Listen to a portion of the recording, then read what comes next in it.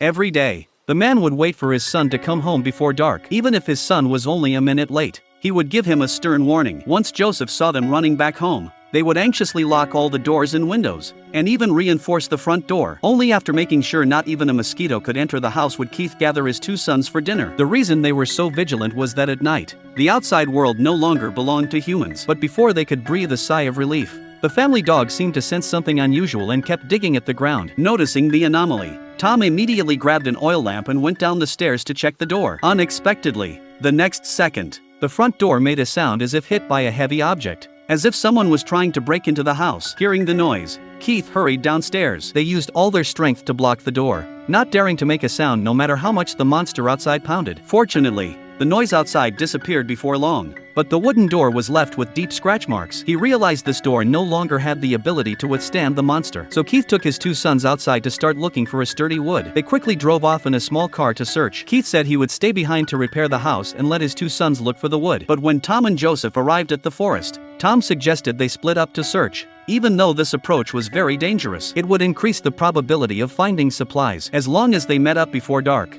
there shouldn't be any issues. So Tom went to a village alone. But to everyone's surprise, Tom had actually gone there for a date. The two embraced intimately, and Tom completely forgot his agreement with Joseph. Only when night was about to fall did Tom reluctantly leave. However, in his hurry to return, he accidentally fell straight into a deep pit. Meanwhile, Joseph was also urgently looking for wood. Seeing that dusk was approaching and Tom still hadn't arrived at the rendezvous point, Joseph assumed he had gone home early, so he drove straight back home. But when he met up with Keith, he realized Tom had gone missing. With no other choice, Keith had to take a torch and go out to search. At the same time, Tom finally regained consciousness, but he found himself at least a dozen meters from the ground.